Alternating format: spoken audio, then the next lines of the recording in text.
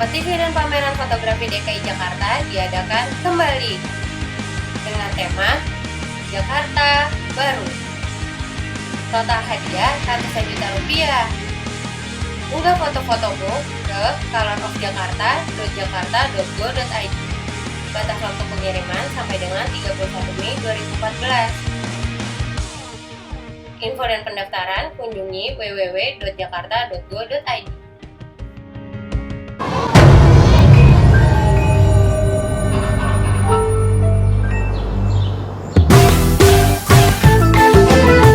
Jaga kebersihan.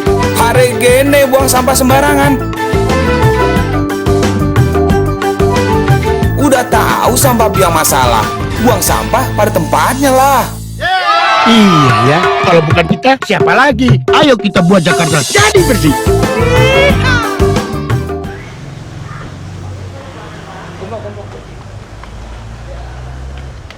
Selamat sore Pak, saya William yang mengundang Bapak. Jadi kami ada mengundang sekitar 80 peserta.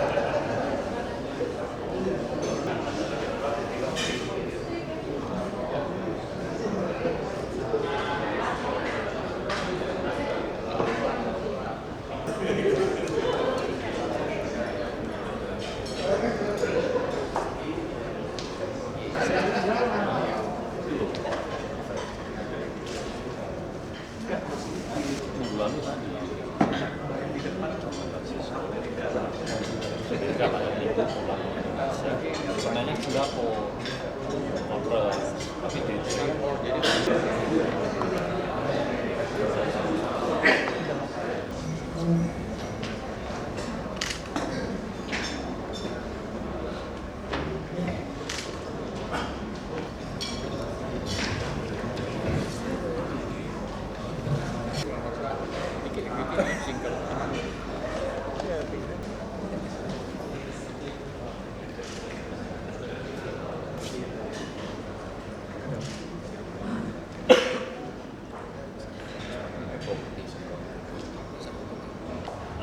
beliau sudah tidak asing lagi di mata kita semua dan adalah seorang wakil gubernur yang kita cintai. Jadi forum ini adalah merupakan sebuah tanya jawab. Kita make it very open dan casual. Kita ingin juga mendengar dari Pak Ahok nanti visi dan misi beliau terhadap Jakarta 4 tahun ke depan dan seterusnya. Selama ini beliau dalam waktu setahun sudah membuat banyak gerakan-gerakan inisiatif yang kita semua masyarakat Jakarta sangat sudah merasakan benefitnya. Dan saya sekali lagi terima kasih banyak atas waktunya yang sangat sibuk sekali. Kita mungkin memulai hari ini. Saya mungkin lanjutkan dengan Pak Legi untuk tanya jawab. Ya, terima kasih.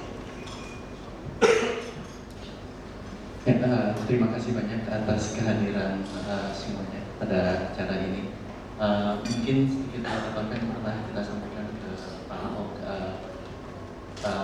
yang hadir pada saat ini adalah campuran antara beberapa wakil dari perusahaan termuda yang ada di Indonesia.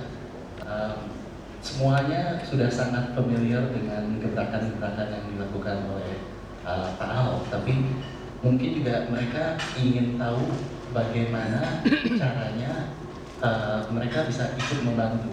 Seperti yang Pak Ahok sudah lakukan beberapa kali kan, yang kita lihat juga kan beberapa perusahaan swasta ingin mencoba membantu perkembangan kota Jakarta, tetapi beberapa kali mungkin ada sedikit kendala juga gitu Pak. Jadi mungkin bisa dijelaskan mekanismenya yang paling tepat menurut Pak Ahok, caranya bagaimana? Terima kasih, selamat sore Bapak Ibu semua. Jadi soal bantuan itu, ya Jakarta ini banyak sekali, kalau mau dibantu ya banyak banget. Ya kan, kemarin ada anak-anak muda bantu membuat software, aplikasi. Nah, dari Jekaton itu menarik sekali. Jadi APBD kami, anggaran pendapatan belanja daerah kami yang begitu sulit dibaca, itu bisa bayangkan kalau dihitung pengadaan barang saja dari 50 sekian ribu dikompres dengan badan layanan umum jadi 7.000.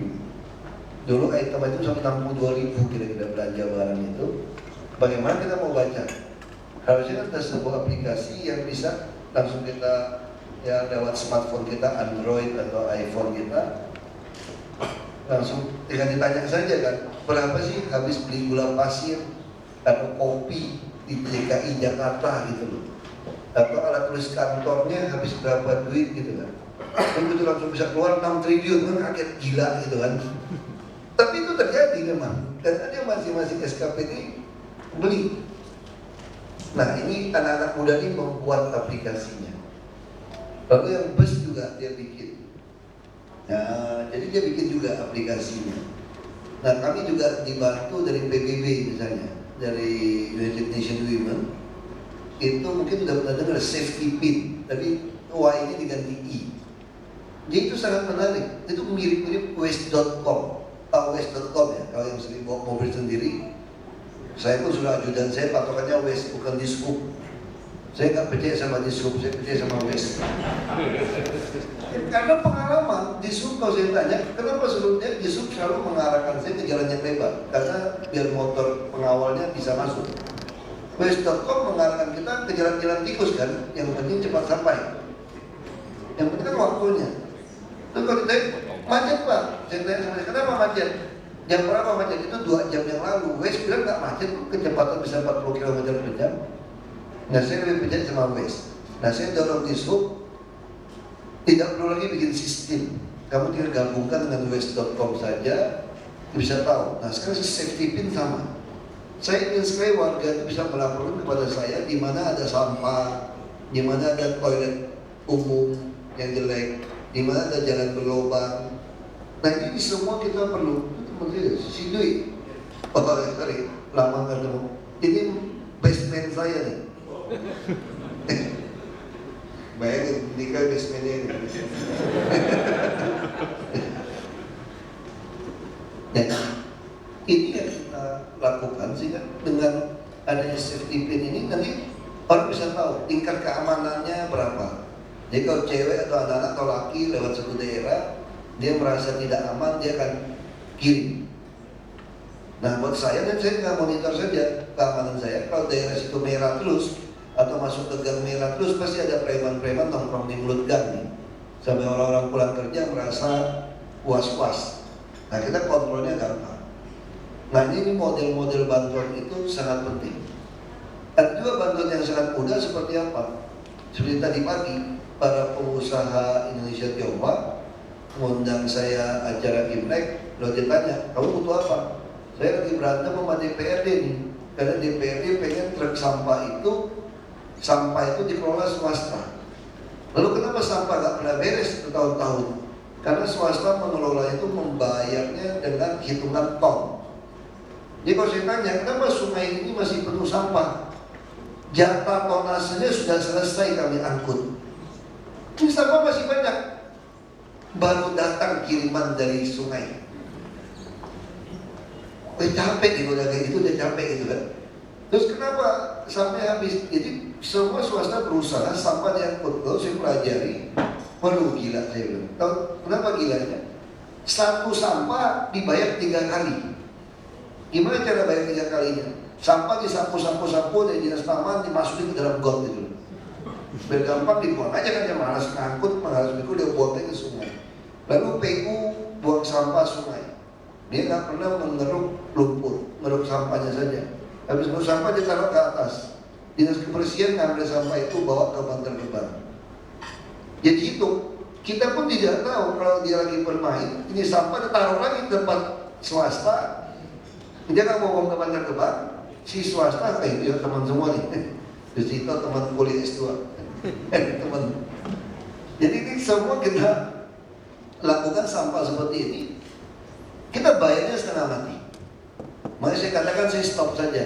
Waktu saya baru masuk Oktober, November, PU minta saya tanda tangan multi-years untuk buang sampah lagi di sungai. Saya tidak ada. Habiskan 100 miliar lebih buang sampah di sungai, tetap nggak bisa saya ukur. Dari mana kinerja mengukurnya? Nggak bisa, nggak ada yang mau. Kalau itu nggak usah lagi saya bilang. Kalau Bapak tidak setuju, sampah akan numpuk di semua sungai. Saya katakan biarin saja.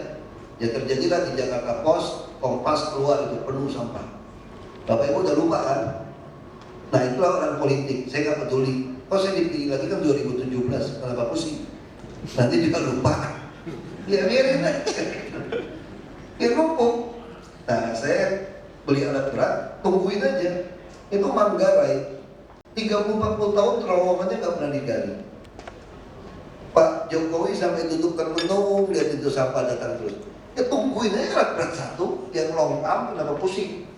Taruh tronton, ngangkutnya terus bersih juga kok. Nah yang pasar ikan juga sama. Kalau yang tinggal di daerah Pluit, dulu namanya pasar ikan, sungainya itu penuh sampah. Sekarang airnya ngalir sampai sekarang setahun lebih nggak pernah ada sampah. Sampai kemana? Kalau airnya ngalir nggak ada lumpur, yang nyangkutnya di saringan Pluit.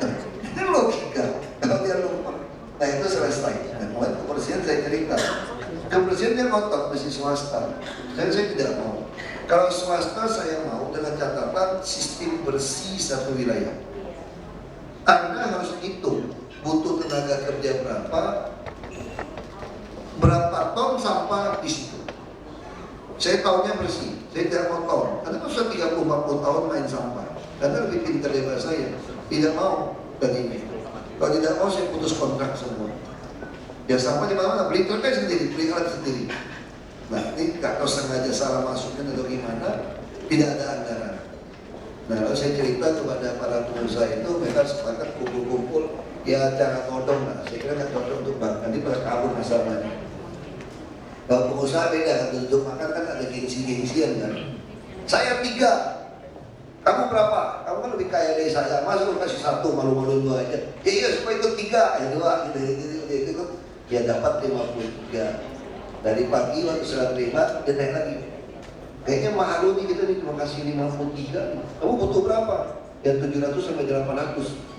Saya udah beli, saya mau beli lagi 200 saya bilang. Mau kasih apa lagi? Saya butuh wheel loader 44. Yang tipe apa? Dia ngomong, ya udah kita nanti berunding lagi ya. Itu tuh modelnya. Nah kami juga pernah dapat CSR waktu pindahkan orang ke rumah susun. Ini juga menarik, memancing orang pindah ke rumah susun.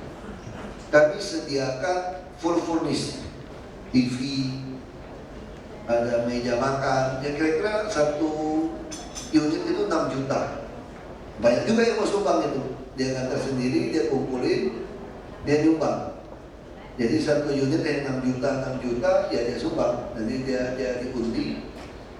Ini untuk tolong mereka. Tapi di lapangan memang tidak semudah itu juga.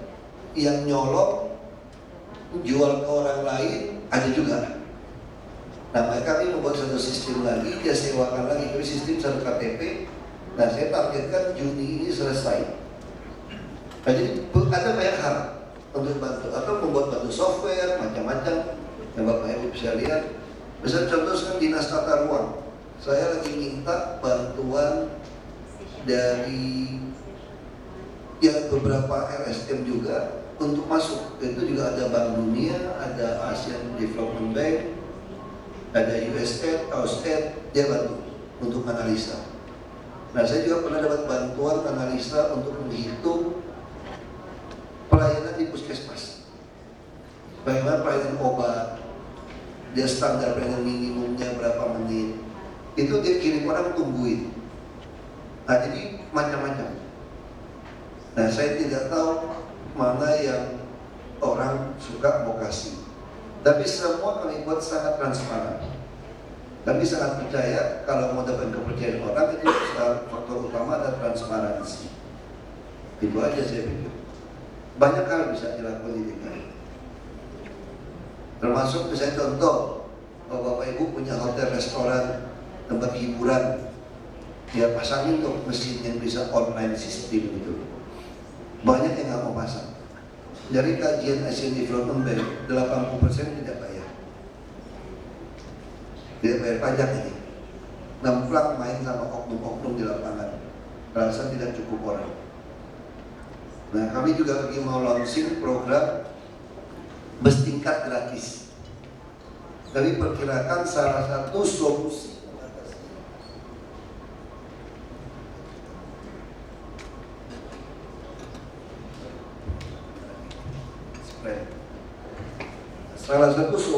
dari kemacetan di jalur-jalur bisnis utama adalah sambil tunggu MRT, juga ada di rute MRT, Pak Dono, orang bank juga, dulu Citibank juga ya. Nah, pernah Citibank juga, dan di rute MRT. Kami banyak merekrut orang bank.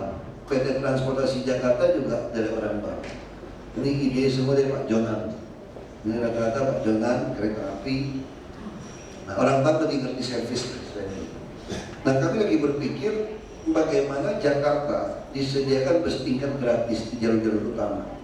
Karena kalau ibu-ibu atau siapapun orang tua atau yang malas jalan tinggal dari trotoar dengan naik. Jadi nanti dari Gambir, Monas itu sampai ke Blok M itu ada bus tingkat gratis di sisi kiri. Nanti juga ada dari Bundaran HI ke Tanah Abang. Ada dari Monas, Pasar Baru, semua sampai ke Kota Tua. Nanti dari Kuningan juga ada lapangan Menteng sampai ke ujungnya Kuningan. Baliknya lewat Kasablanka. Nah, kita juga lagi hitung apakah bisa dari Gatot Subroto sampai ke Seribu ada bus tingkat gratis. Terus ada yang dari Gambir itu ke Gunung Sari. Nah, sehingga jalur yang dilewati itu kita akan memaksa motor tidak boleh lewat. Nah, kita kerjasama gedung parkir 5.000 untuk motor. Jadi perusahaan-perusahaan yang mau nyumbang kita kasih boleh gambar ya mereknya lah, luar dalam bentuk dia masuk. Nah, saat ini saya sudah dapat 25 unit. Ada 25 unit bagi dikerjakan di karoseri mesinnya Mercedes-Benz sama Hino. Nah, itu yang bus tingkat gratis yang kami akan operasikan tiap 10 menit nanti. Nah, Transjakarta kita ada serangan bisnis. Kami juga mau ada juga yang nyumbang 30 bus yang ribut-ribut kemarin sama saya dia macam-macam. Ini udah mau jadi 20 itu juga solar dia mau sumbang. Nah, jadi ada beberapa alternatif. Terima kasih Pak. Mungkin yang tadi Pak bilang kan DPRD justru menjadi salah satu penghambat untuk proses pengadaan sampah. Nah, Pak ini kan mungkin salah satu tokoh di Indonesia yang pengalamannya paling banyak. Jadi udah mulai dari DPRD, pernah di Bupati, pernah jadi anggota DPR juga, sekarang sebagai wakil gubernur. Jadi mungkin Pak Ahok ini kan sangat mengerti sebenarnya itu hubungan antara eksekutif sama legislatif itu sebenarnya gimana ya? Apalagi kan di bawah administrasi Bapak ini kan PDIP dan Gerindra hanya menguasai sekitar 18% kursi di DPRD gitu. Tapi justru dengan 18% ini kenapa administrasi yang sekarang justru bisa membuat banyak gebrakan dibanding administrasi yang dulu yang padahal di atas kertas mereka sangat menguasai DPRD gitu. Ya sebetulnya kalau kita bicara jujur, hak DPRD itu hanya hak legislasi, hak anggaran, dan hak pengawasan. Cuma yang terjadi kan sering sekali kan ya deal lah antara eksekutif dan legislatif. Karena sama-sama pengen mantap, mungkin pengen main. Nah, untuk mengatasi itu sederhana saja sebetulnya. Yang penting kita tidak main, kitanya bersih. Nah, kita bersih, tinggal anak buah kita yang main ini. Yang terjadi waktu tahun pertama itu yang saya marah waktu itu, kita sampai ketiga kali kita potongkan anggarannya, balik lagi sama, udah marah kalau dipotong, tapi begitu masuk ke DPRD keluar lagi sama lagi, karena sistemnya cuma coret di kertas. Langsung saya bilang kalau itu mesti buat e-budgeting supaya gampang dikontrol, mesti harga satuan. Anda bikin budgeting sekarang, dia biasa gelontongan, sekarang hampir 50% nggak bisa bikin anggaran. Tadi udah banyak kata saya, kalau untuk Pak, untuk kali ini jangan pakai budgeting deh, jangan pakai ULP deh, pakai gelontongan lagi deh. Nggak usah saya bilang, dibuat sisa aja, sisa lebih menggunakan anggaran. Nanti kan Bapak malu dong, masa nggak bisa pakai duit, ada uang gitu banyak nggak bisa dibelanjain. Aku nggak ada malunya, cuek aja dulu, biarin aja. Kenapa? Itu juga belum sisa, kita ada APBD perumahan, kita banyak BUMD. Saya lagi mau penyertaan modal 1 triliun ke PD Pasar supaya bisa membangun rusun terpadu, bawahnya pasar, atasnya yang mungkin 23-28 lantai apartemen, harga sewa kos kira-kira gitu. Tapi dibatasi, yang sewa sini siapa? Anak satu, anak kecil, bapak, itu mengurangi kemacetan. Kamu kerja daerah mana? Nah, kita bikin satu sistem lagi. Nah, jadi DPR kalau dia nggak mau usahakan gimana? Dia aja mainin kita sampai 2-3 bulan kan? Ya saya tinggal membuat anggaran mendahului. Nah, yang jadi masalah yang BPKD kami kan sudah biasa juga, oknumnya juga main gitu. Dia kerjain. Yang paling masalah di Pemda itu eselon 3-4 itu banyak oknumnya. Eselon 2 juga ada. Nah, saya mesti tes ulang. Ada berapa persen kira-kira yang mau ikut kita? Nah, saya minta Mabes Polri lagi tes. Kalau itu bisa dites, tahun depan kalau undang-undang ASN aparatur sipil negara ditangani peraturan pemerintahnya, ya mungkin saya akan mulai memecat-mecat itu. Itu udah 2 tahun kan, tinggal 3 tahun. Ya, kita ajak berantem saja. Kalau DPRD, Jakarta masih lumayan. Kayak yang di Belitung Timur dulu lebih repot. Saya jadi bupati berhadapan dengan fraksi Bulan Bintang sebanyak 55%. Ya kita ngomong apapun enggak aja, ngomong apapun enggak aja bukannya. 55% mau ngomong apa dengan dia? Itu pun jalan semua program 5 bulan. Gimana bisa jalan? Ya saya nggak mau bahas, saya gunakan anggaran berjalan tahun lalu, dia nggak saya gaji, nggak bisa uang kemana-mana. Nyerah juga, datang juga, ajak damai. Ya kalau damai, kalau program saya dijalankan, ya dia jalankan juga gitu. Jadi sebetulnya eksekutif nggak mungkin kalah sama legislatif. Kita bisa kalah kalau kita juga minta bagi. Dia tahan-tahanan, biarin aja, tahan-tahanan. Kan duit kena hilang juga kan. Dan pemerintah juga bukan ada di bank, kan kalau mau kita tarik juga duit itu kan. Ya diemin aja. Pemerintah ya nggak usah takut namanya. Sebenarnya tidak susah. Nah harusnya presiden lebih gampang lagi. Presiden lebih gampang lagi. Kalau kami lawan DPR lebih sulit. Di Indonesia ini kalau makin pangkatnya naik, makin gampang kerjanya. Kalau presiden takut sama DPR, itu presiden yang nggak ngerti tata negara atau dia takut. Dia takut. Dia bilang, kalau tanya sama saya, kenapa kamu bisa mengatasi DPRD yang bulan bintang itu cepat? 3 bulan, 5 bulan programmu jalan. Karena saya berteman sama Kapolres yang baik. Saya kan pernah di DPRD, dia semua dia nyolong duit, semua udah saya foto, udah saya rekam semua. Waktu saya 7 bulan di DPRD. Ya waktu saya jadi bupati, saya bilang sama Kapolres, kita tangkapin ini semuanya, pulang aja. Nah, saya nggak sodorin, Anda mau nurut atau saya tangkapin, ya kayak mirip-mirip film mafia lah kira-kira gitu. Nah, ikut atau tidak. Karena Kapolres semua itu ya dia takut, ya udah damai. Nah kita bisa bayangin untuk jadi presiden. Kapolri sama Kajagung siapa yang pilih? Presiden. Ya kan? Dirjen Pajak, Menteri Keuangan siapa yang pilih? Presiden. Badan Intelijen Negara siapa yang pilih? Presiden. Badan Pertanahan Nasional BPN siapa yang pilih? Urusan sertifikat itu? Presiden. Semua bupati, wali kota, gubernur, anggarannya nggak boleh dipakai tanpa seizin Mendagri. Mendagri siapa yang pilih? Presiden. Mau jadi sekda provinsi 4C yang tanda tangan siapa? Presiden. Mau bintang 1 tentara atau polisi siapa yang tanda tangan? Presiden. Jadi kok presiden takut sama DPR saya juga bingung. Saya pernah di DPR 2,5 tahun soalnya, saya juga tahu kelakuannya gimana.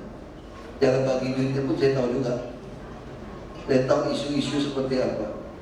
Kalau saya jadi presiden, saya bilang DPR macam-macam, ngoceh-ngoceh di TV.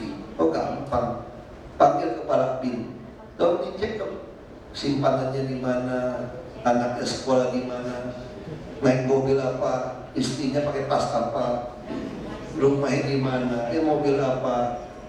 Ya kan tinggal panggil BIN aja kan, atau begitu panggil BIN, udah dapat, panggil Dirjen Pajak, panggil BPN dulu.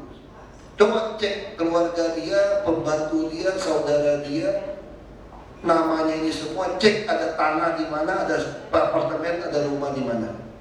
Udah dapat, panggil Dirjen Pajak. Tolong dicek orang ini sudah punya NPWP belum? Kalau sudah punya NPWP, dicek lagi pajaknya sesuai atau tidak. Beli mobil sekian, beli rumah sekian, udah dapat itu semua, tinggalin lagi kekurangan bayar pajaknya. Panggil dia datang kan, nah kalau orang biasa ditagih ya tinggal bayar. Tapi kalau kamu pejabat publik, beda loh. Begitu Anda tidak bayar, saya sering tagih kekurangan bayar pajak Anda, saya panggil Kejagung, Kapolri, kejar dia dengan tindakan pidana pencucian uang. Seluruh harta Anda saya sikat habis. Enggak sodorin. Lu mau gua sikat atau lu mau macam-macam lagi, ngomong lagi TV lebih jago lu sebenarnya. Tapi ini syaratnya baru bisa kalau kamu sendiri presiden ditanya, hartamu, biaya hidupmu dan pajakmu yang bayar sama nggak kira-kira? Kalau kamu nggak sama, kamu juga nggak berani, nanti kamu kena juga tindakan pencucian uang, itu aja masalahnya. Jadi ngurus republik ini nggak susah. Asal kamu betul-betul tidak terima suap, kamu taat konstitusi dan nggak takut mati, selesai. Kelemahan presiden itu cuma satu. Kelemahan presiden cuma satu. Apa kelemahannya? Dibunuh pas pampres. Itu pun nggak mungkin gampang juga. Anda bisa seleksi sendiri kan. Yang mereka dites psikotes. Untuk yang tugas besok siapa dites, kamu yang pilih. Tinggal suruh ya, kamu jalan di depan ya, lihat ke gua. Yang belakang lihat ke depan. Jadi saat berhadapan ya. Anda masih ragu lagi, yang pakai baju anti peluru lah, udah lebih gagah kan. Ngantongin pistol juga, ngantongnya 2-3 biji gitu loh. Kalau Anda masih ragu gitu kan, kalau naik pesawat ragu, ya ganti peluru yang kecil lah, jangan nembak dari bolong pesawat, kan jatuh juga pesawat.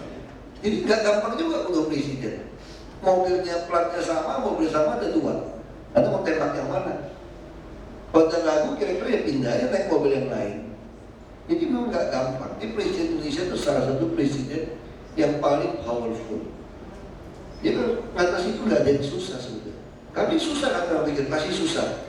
Waktu kami nyalon gubernur, wakil gubernur DKI, saya bilang nggak susah. Saya dulu jadi bupati lebih susah, lawan 55%.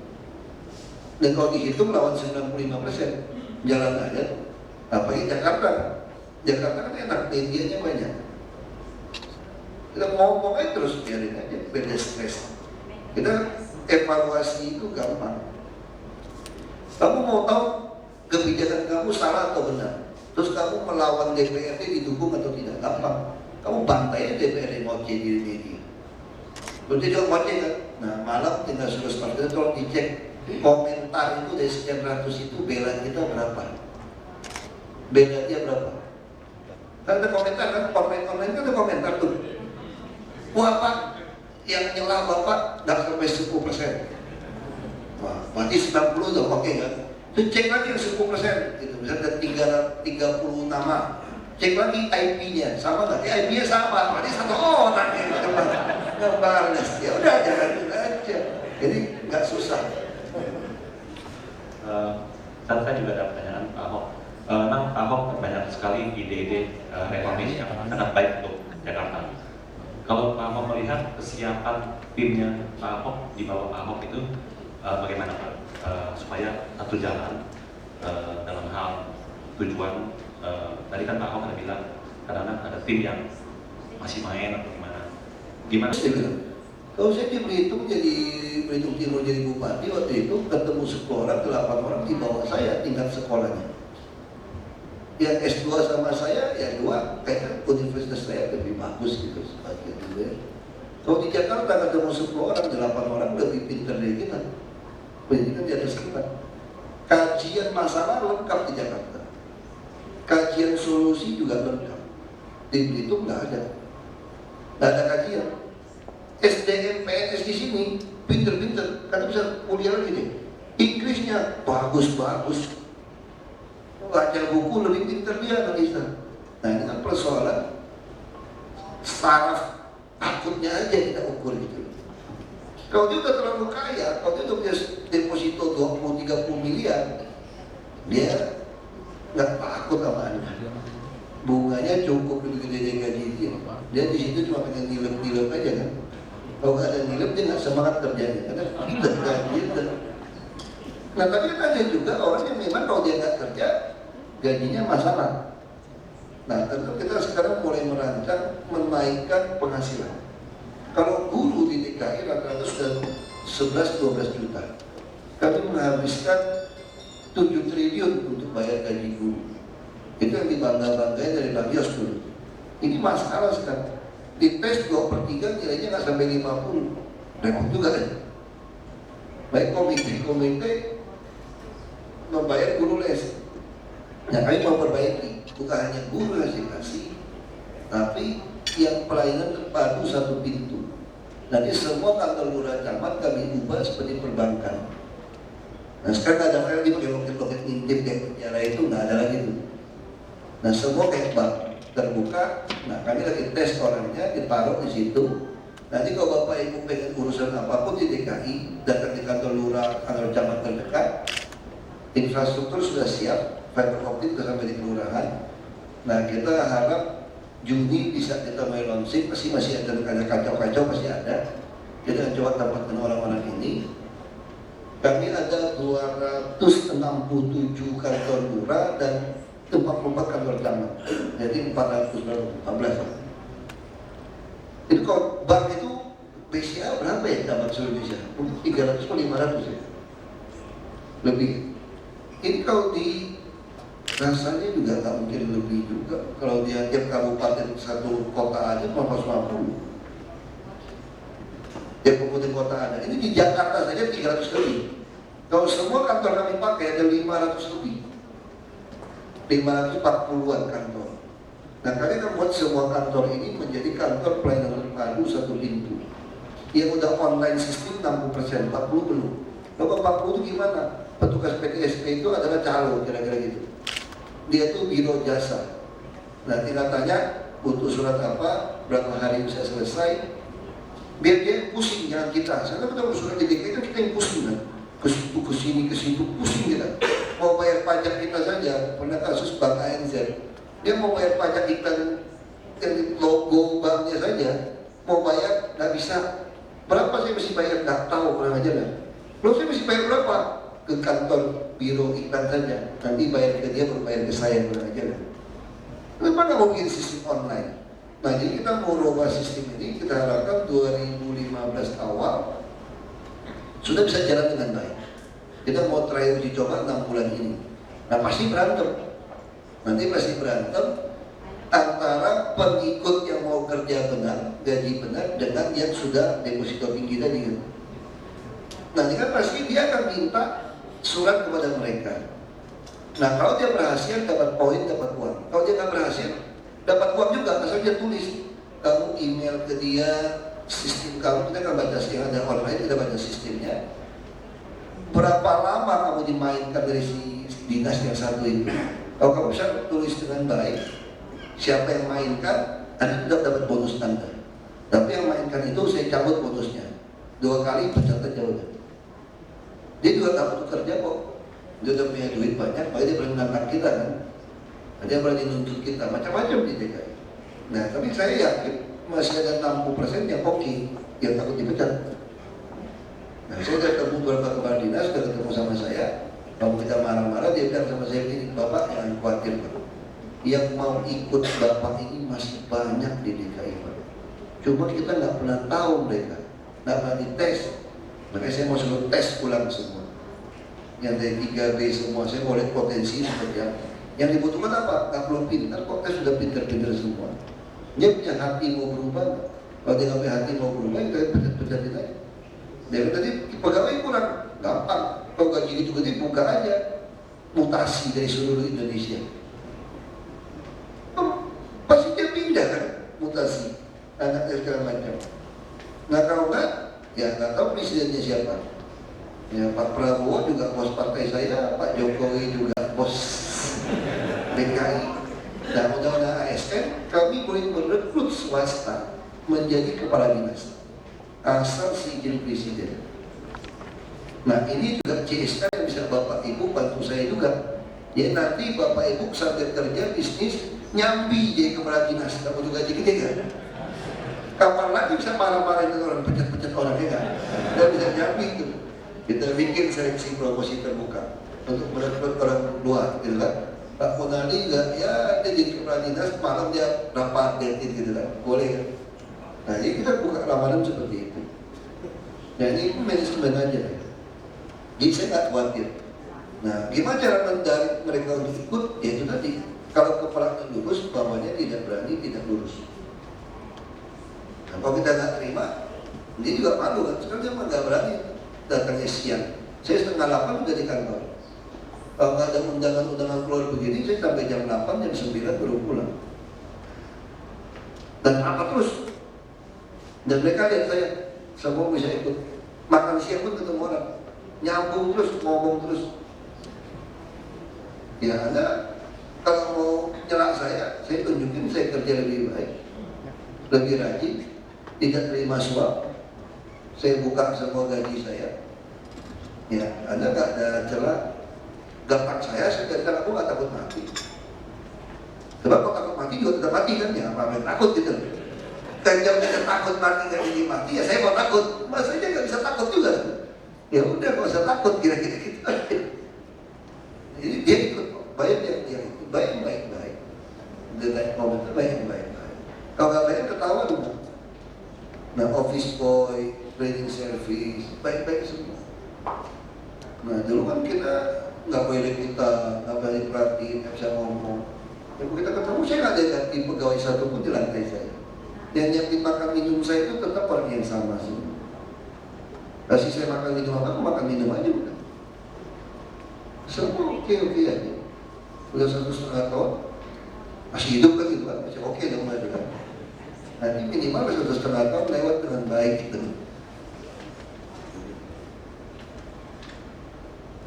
Ya Pak, setelah 1,5 tahun berjalan masih ada waktu 3,5 tahun, program apa saja yang akan dikejar? Wah, kalau program itu memang banyak ya, tapi yang paling utama buat kita untuk menggerakkan ekonomi ya pasti banjir dan macet.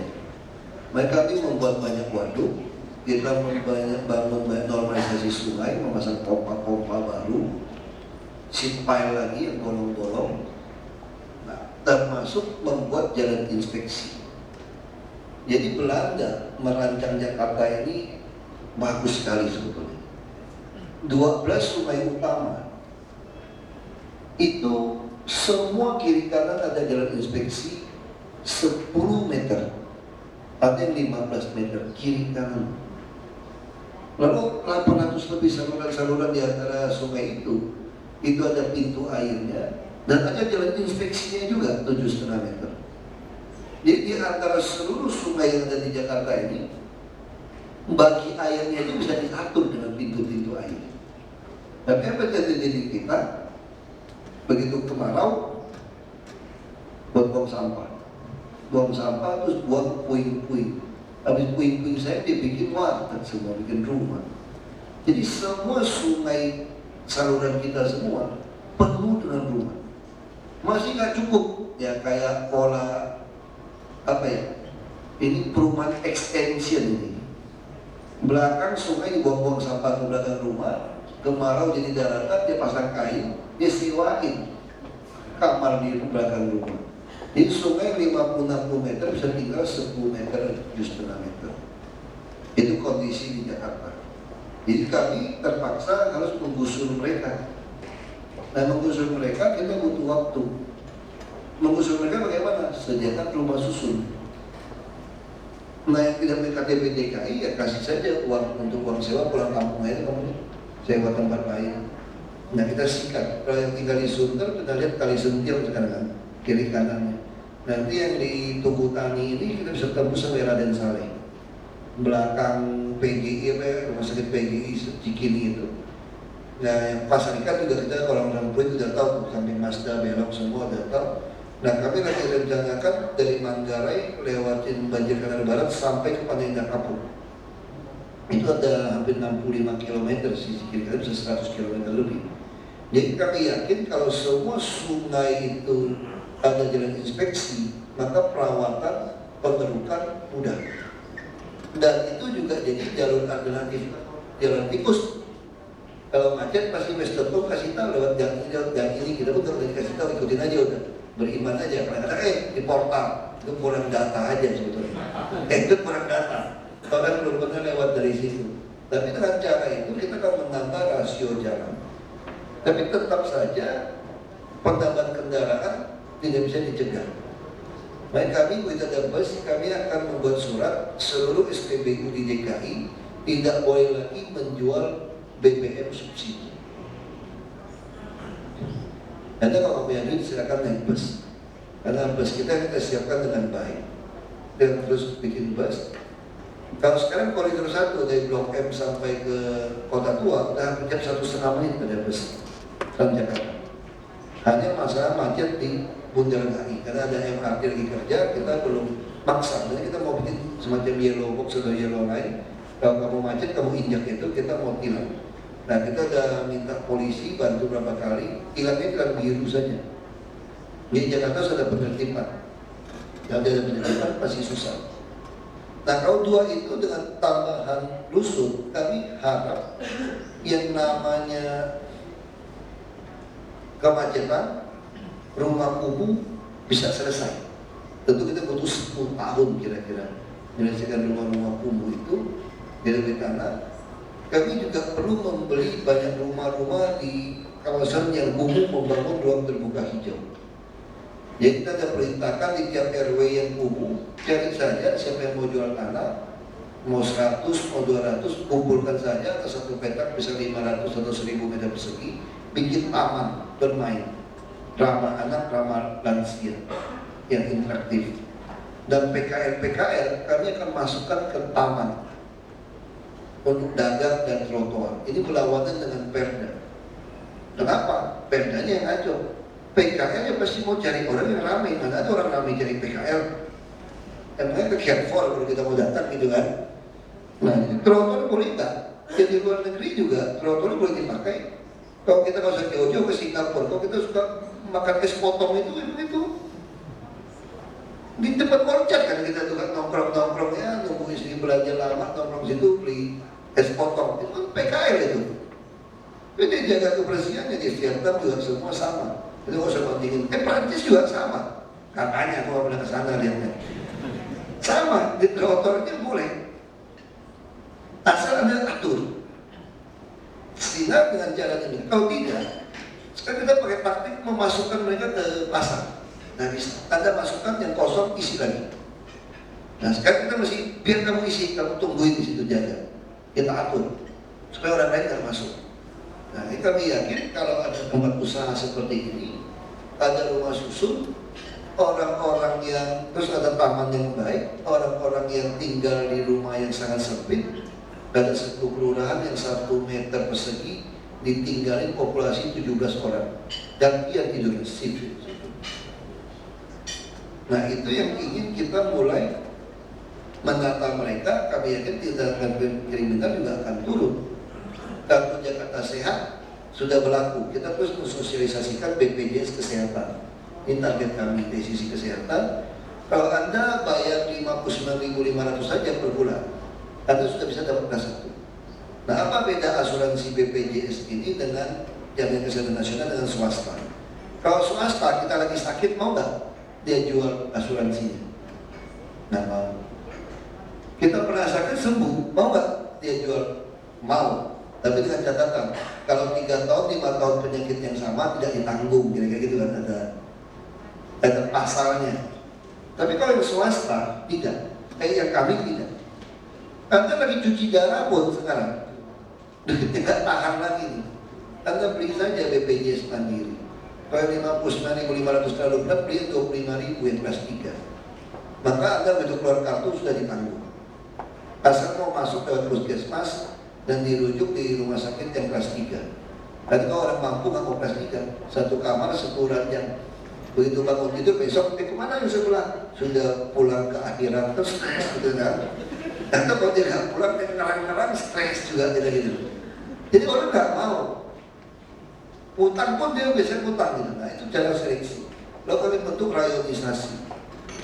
Misalnya dia tinggal di Marunda atau Cilincing, dirujuk di rumah sakit Koja. Marah-marah aja. Enggak, saya mau ke Tarakan. Ini bukan orang miskin. Orang miskin nggak bisa pilih dokter. Yang milih-milih dokter, milih-milih obat itu orang kaya gitu. Jadi cara seleksinya gampang. Gak peduli dia naik mobil apa. Nah itu yang ketiga. Jadi kita mau kejar dari sisi macet banjir pasti. Kita juga lagi kejar depan seluruh utara. Kami mau bikin kayak Pantai Indah Kapuk. Jadi kita bikin itu program pertama ditutup. Nah, pasang pompa. Yang sedikit masalah Kelapa Gading. Kelapa Gading ada 13 penggemar. Jadi yang got yang Bapak Ibu lihat kalau di Kelapa Gading dia ada got gede itu bohong-bohong itu. Sampai di ujung tanah orang nggak ada terusannya tuh. Bukan wilayah saya, di Jakarta ini kacaunya luar biasa. Bukan infrastruktur dulu baru bangun rumah, enggak. Kita ini bangun kampung baru infrastruktur menyusun. Nah, itu tata kota ini kami putuskan juga tidak ada lagi denda koefisien luas bangunan. Yang jadi selalu jadi momok permainan. Dealnya berapa? Nah, selama bisa membuktikan infrastrukturnya bisa menunjang, ya kita kasih yang maksimal. Perlu bayar denda? Tidak usah.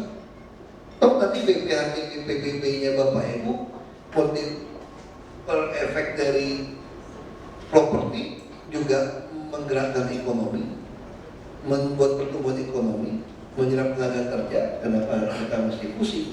Tidak sumbangan-sumbangan, nggak usah. Ya kita mau coret. Nah kita yakin dengan cara-cara seperti ini, pertama kita akan membuka banyak lapangan kerja.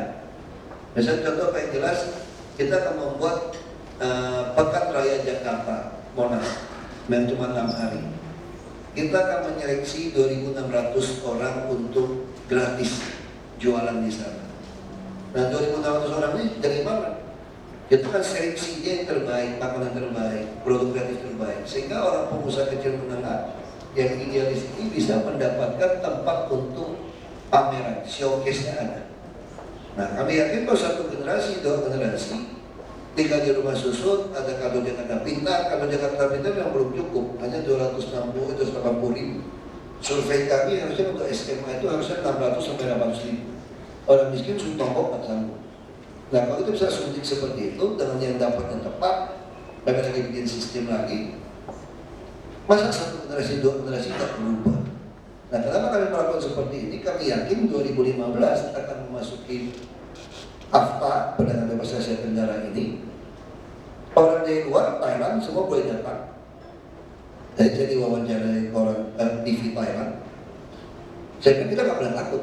Karena kalau Anda datang, Anda harus beli asuransi. Anda nggak bisa beli asuransi saya kan yang lagi sakit beli gitu. Anda nggak bisa dapatkan pasar-pasar saya kan membangun pasar rakyat dengan apartemen, bukan apartemen lah, dusun terpadu tadi ada pasar rakyat yang dibayar harian. Nah dengan ada kata KJP, ada kartu Jakarta Sehat yang di dalam BPJS Kesehatan ini, ada peluang usaha. Nah kalau udah pasarnya siap, saya kan siapkan bisa 1 triliun. Satu pedagang pasar kita kasih modal 5 juta saja, saya membiayai 200 ribu. Tanggung lenteng seperti Muhammad Yunus Payment Bank. Kalau orang dapat pasar dia bayar harian. Kalau untung masa dia mau ngemplang 5 juta. Kalau dia ngemplang 5 juta pun 9 orang temannya ganti. Kalau nggak mau ganti suku saya usir. Nah kita juga akan mengontrol pasar logistik. Kita mulai mau beli tanah di Lampung, Kerawang dan NTT. Menugaskan BUMD supaya inflasi terutama yang soal makanan pokok ini bisa kita tahan. Jadi penting untuk kita lakukan. Nah orang-orang boleh tinggal di luar kota, pegawai bagaimana? Kami lagi mencari ada jalur-jalur kereta api yang mungkin dibangun 2 jalur untuk buat rumah. Saya kira orang tidak keberatan tinggal di Lengas Dengklok. Kalau naik kereta api 1 jam sampai Jakarta, kereta api yang baik, nanti lama-lama kereta api nggak ada lagi yang jelek. Nah ini kita mau lakukan. Biar orang-orang pikir mau tidak mau tidak ada pilihan. Kalau Anda mau tinggal yang murah, ya harus tinggal di apartemen. Nah apartemen PBB lagi kami perbaiki. Apartemen itu tidak fair, tanahnya dibagi sama. Harusnya apartemen itu mesti kurangin semua fasilitas. Tanah kan bagi bareng. Ya harusnya lebih murah dong tinggal di apartemen. Nah jadi kalau nggak sanggup PBB tinggal di landed house, Anda harus pindah ke vertikal, tidak ada pilihan. Dan kalau pengen tetap piara ayam, piara anjing, piara babi macam-macam, yang pindah ke Bogor kira-kira gitu kan. Ada naik kereta api nanti. Itu lebih, ya itu yang kami lakukan. Dan waktu dekat ini, nah kami perkirakan 2 tahun ini bisa ngurangin 25-30% lagi banjir. Yang belum bisa diatasi yang dari hulu. Hilir kita harap 2 tahun bisa selesai. Jadi ada pecahan apa? Dan dari hulu ini kita lagi mau beli tanah di Ciawi. Kita lagi pengen teknologi bisa buka. Jadi kalau lagi airnya itu bisa masukkan ke bawah tanah nih. Jadi kalau dia penuh bisa dimasukkan jadi semacam sumur resapan yang langsung ke reservoir yang aquifer yang tidak tertekan, aquifer bebas. Nah itu yang kita mau lakukan. Sekali bisa masuk mengalirkan air ke Jakarta. Ini kita mau menahan plan subsiden-nya di DKI. Nah itu tentu di semua lebih penting lagi birokrasi tadi, yang PTSP tadi. Pengadaan barang sudah bikin 1 pintu, e-budgeting sudah, pembelian barang sudah di e-katalog RKPP. Jadi hari ini saya beli alat berat, beli bus, beli mobil, nggak ada lagi lelang. Saya seperti bapak ibu saja ke showroom beli aja gitu. Servis juga sama seperti bapak ibu, masukkan ke agennya, ya bayarnya servis, nggak ada lagi tender. Jadi itu sudah menghemat banyak sekali uang. Yang masih belum beres tentu potensi dari pajak. Kami harap 2015 semua sudah bayar pajak dengan benar. Nah saya sudah minta mereka kasih tahu mereka pengusaha hotel restoran, kalau Anda masih curangin saya tahun ini nggak apa-apa. Tahun depan kalau saya berusukan saya akan tanya sama Anda. Tolong kasih tahu saya Senin sampai Minggu hari apa yang paling sepi di tempat Anda. Anda pilih saja yang paling suka Anda.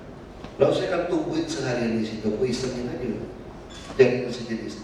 Kalau saya ketemu saya hitung ada 6 pajak, saya sudah MOU dengan Dirjen Pajak, selain pajak penghasilan, saya akan kejar Anda. Nah, kalau kejar Anda seperti itu, Anda kalau udah terlalu banyak, Anda akan kabur, saya pidana. Terus Anda pindah ke luar negeri, silakan ke luar negeri, saya nggak butuh warga seperti itu. Selama di Indonesia, Anda saya akan tangkap. Kalau nggak tangkap pun, jaksa polisi akan memeras Anda. Saya ciptakan sebarang untuk Anda diperas. Karena saya tidak mencuri uang Anda lagi loh. Ya, mari kita mainnya yang benar sekarang. Semakin Anda bayarnya jujur, tidak ada oknum bisa memeras Anda. Ya, kita lihat orang-orang pegawai pajak kita yang namanya kepala dinas, waduh, kita istrinya aja bisa pakai BlackBerry yang Porsche design gitu. Bisa pakai sepatu yang bisa 17 juta, ya kan? Pakai macam-macam lah. Kita bisa lihat kayak gitu, pakai jam tangan. Richard Miller ada yang punya berapa biji pakai. Tapi itu fakta.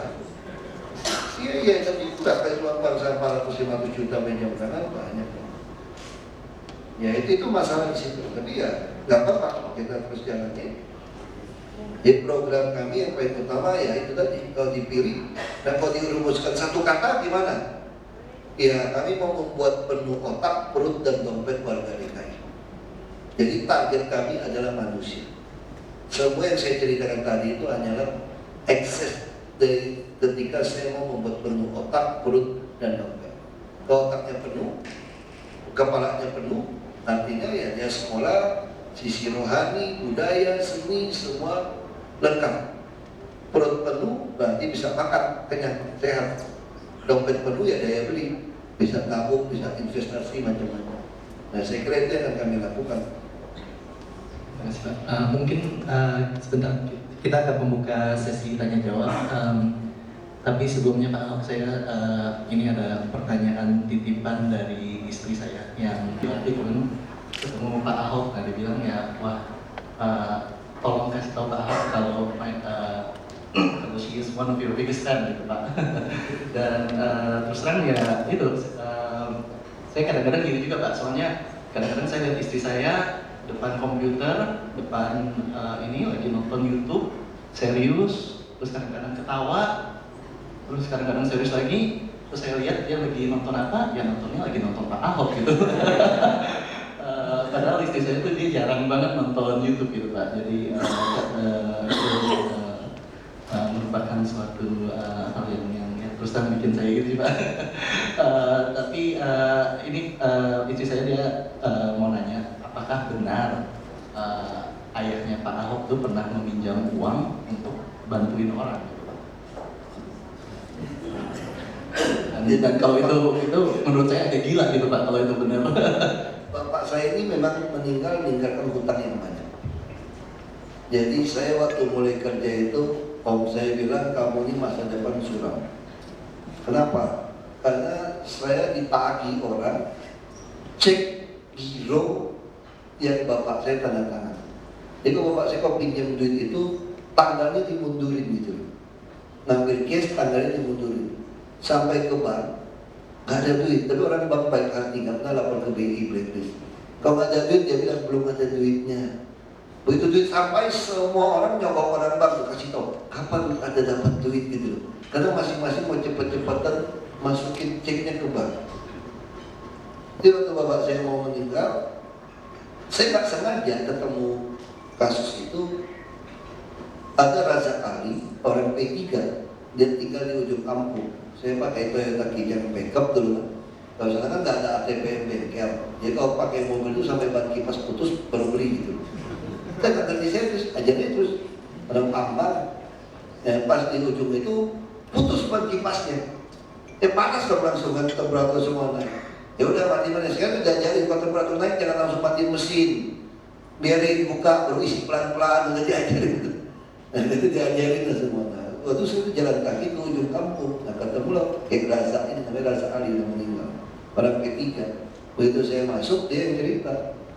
Begitu lihat saya, ada orang Tionghoa, pergi, pasti pemborong kalian, pergi. Saya bilang jangan, saya mau pinjam motor atau sewa motor mau beli ban kipas. Enggak, saya nggak mau. Kamu pasti pemborong, pasti orang Golkar katanya. Terus saya bilang jangan, saya jauh, nggak mungkin saya pulang ini. Dari mana? Karena dari Gantung. Kalau punya Laskar Pelangi, tahu kan Laskar Pelangi? Itu dari Gantung. Baru dia kaget kalau dari Gantung punya mobil zaman itu yang punya mobil bisa dihitung. Kalau Gantung punya mobil, anak siapa kamu? Dia curiga. Dia anak Kim Nam. Kalau itu pakai. Terus saya heran, kenapa begitu dengan bapak? Saya kok kamu berubah? Bapakmu baru manusia katanya. Dan dia cerita, dia anak anggota DPRD juga, anggota P3 dapat jatah satu. Nah waktu dia sakit nggak ada pemborong siapapun berani mampir, bapakmu mampir, pas mampir nggak ada duit. Ya bapak saya bilang tunggu ya, dia ke kota biasa buka cek lagi tuker gitu kan. Nah dia kasih dia, nah dia cerita, nah waktu bapak saya mau meninggal, tinggal 2 minggu karena kena kanker, ya dokter udah balikin aja nggak mungkin ketolong lagi gitu. Dia balikin, saya tanya bapak saya, Pak kalau kita ada 100 kasih orang miskin 100 itu udah gila Pak. Itu pun saya kira gila. Ini bapak gak ada uang minjem kasih orang, ini apa gak lebih gila gitu ya? Bapak saya jawabnya santai saja, enggak. Kalau dia yang pinjem dia udah mau mati gak bisa bayar katanya. Kalau saya minjem kan saya masih bisa bayar, saya bisa kerja. Terus sekarang bapak kan udah sakit. Makanya saya suruh kamu bayar gitu loh. Kamu di sekolah dia buat bayar. Nah, jadi tolong ya, semua hutang saya tolong kamu bayar gitu ya. Nah, itu aset-aset itu tambah, alat berat segala macam, kamu bisa jual berapa, kamu jual deh. Jual bayar hutang. Kalau kurang, ya kamu sekolah bisa lah cicil-cicil gimana bayarnya. Nah, bapak saya sudah bilang, saya nggak mungkin kasih harta kepada kalian. Kalau kalian dikasih harta jadi orang kaya kan, kalau udah meninggal jadi orang miskin, dirampok, dibunuh malam itu meninggal sebagai orang miskin. Jadi kalau kamu sekolah orang pintar, kamu mati pun tetap sebagai orang pintar. Kita harus pintar muter duit. Bapak saya selalu ngajarin gitu. Yang penting pintar muter duit. Nah, kayak gitu. Gimana cara bisa ngatur duit, bukan duit ngatur kita. Nah, bapak saya itu nggak pernah khawatir hidupnya. Kurang duit ya pinjamnya itu kan kita pikir dia hitung lagi tambang di mana gitu. Ya kerja begitu, berantem mulu sama pejabat tadi kan. Mereka mesti sekolah tinggi itu saya pernah ribut. Ibu saya tuh sampai saya pulang kuliah, SMA saya tuh SMA. Nah udah kuliah baru kuliah. Berantem bapaknya ibu saya. Ibu saya tuh punya apotek. Apotek kan cash keras kira-kira, nggak ada hutang. dijadiin cash cow deh bapak saya.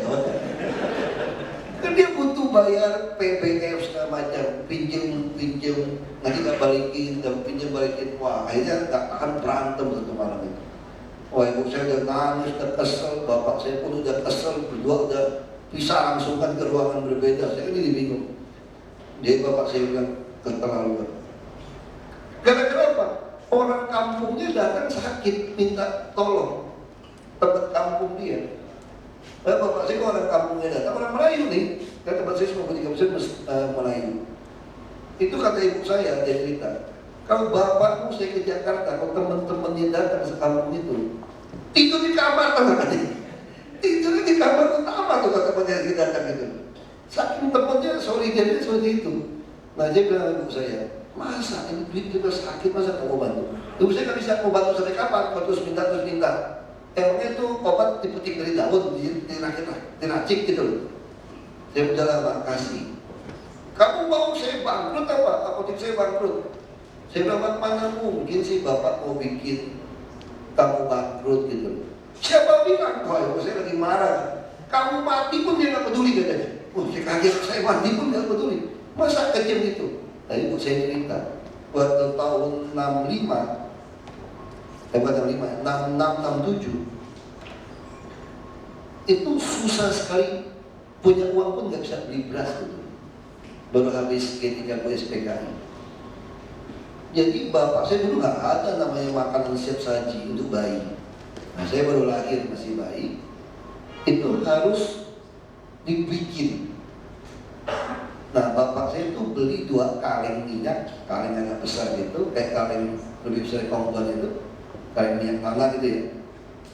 Nasi beras 2 kaleng. Ibu saya sembunyikan di bawah kolong tempat tidur.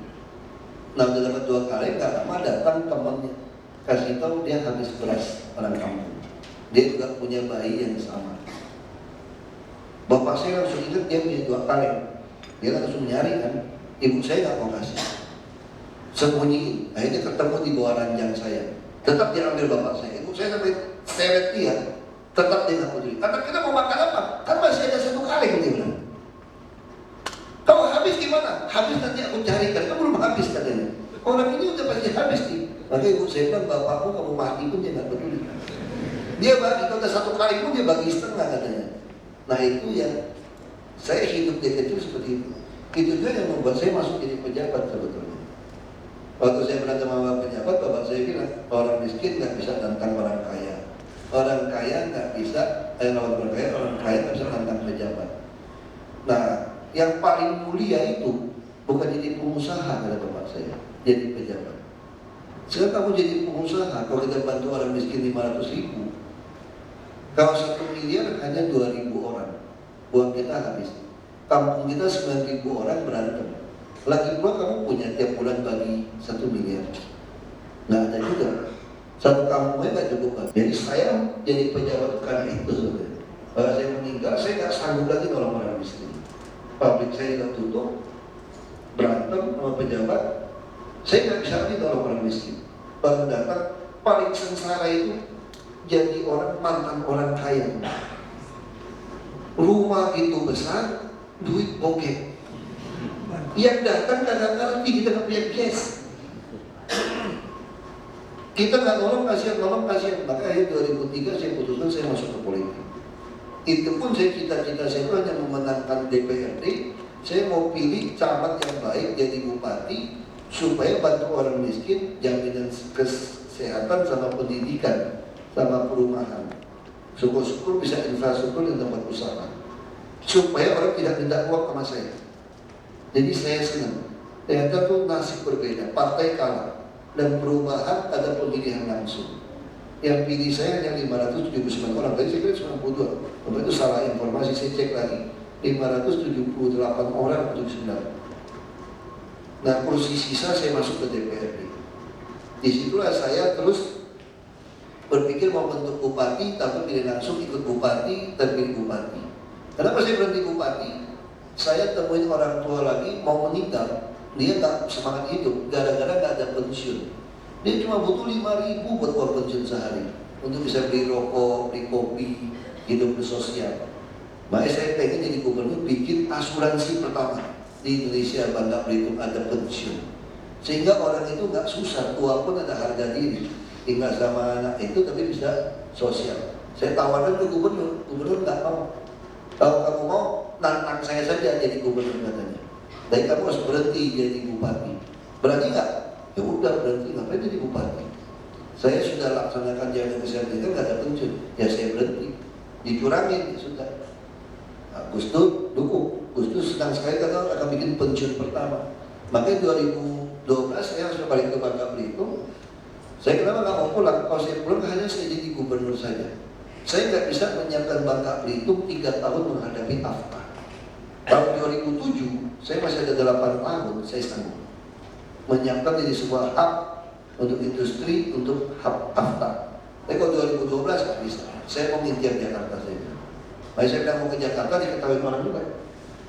Nggak mau pulang ke Bangka Belitung, kumpul KTP nggak kumpul, orang takut kumpulin KTP buat saya. Beli saya nggak mau. Suruh pulang Bangka Belitung? Enggak. Saya pulang hanya jadi gubernur. Saya mau mentransformasi Indonesia. Nah kalau tinggal 3 tahun Jakarta, ya syukur diajak jadi wakil. Nah ini kalau Pak Jokowi kepilih, ya benar-benar jadi gubernur. Ya nggak tahu, itu aja. Terima kasih Pak. Mungkin kita buka sesi tanya jawab. Kalau ada pertanyaan silakan nanti silahkan tunjuk tangan dan berdiri, nanti saya akan kasih mic.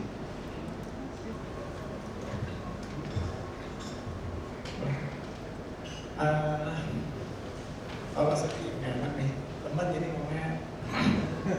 Ini teman saya di Prasetya Mulia, tapi dia lebih pintar dari saya kalau kuliah. Saya mau nanya pertama mengenai program penghijauan. Jadi apa rencana Pak Basuki untuk penghijauan kota, karena itu sangat berpengaruh terhadap banjir. Jadi apakah ada rencana untuk membatasi developer membangun rumah horizontal, hanya boleh membangun yang vertikal? Karena itu dan membuat mereka memaksa mereka menanam pohon lebih banyak. Itu yang pertama. Terus yang kedua, hari ini kita udah kebablasan membangun banyak mall, banyak plaza di Jakarta, dan semua banyak yang sepi. Rencana Jakarta, rencana pemerintah sendiri untuk menaikkan itu gimana? Apakah ada rencana pariwisata Jakarta itu bisa seperti KL, seperti Thailand, misalnya promosinya itu luar biasa sampai orang asing itu mau datang ke Indonesia? Yang ketiga, mengenai bisa nggak, maksudnya dari gedung ke gedung di Jakarta dikeluarkan peraturan menghubungkan gedung ke gedung. Jadi mereka dipaksa untuk gedung ke gedung itu boleh membangun kios. Jadi supaya orang tidak harus hanya makan 100 meter pakai mobil. Jadi mereka bisa jalan dari gedung ke gedung lewat jalan yang sudah disediakan dari gedung. Jadi semua developer dari Tamrin, Sudirman sampai Gatot Subroto, Selipi semua dipaksa. Kalau bisa seperti itu akan mengurangi kemacetan lalu lintas. Ya, kamu nggak usah kasih tahu saya lagi deh. Karena lalu lintas semua itu ada 22 kajian saya masuk. Saya masuk dibantu lagi 2 kajian.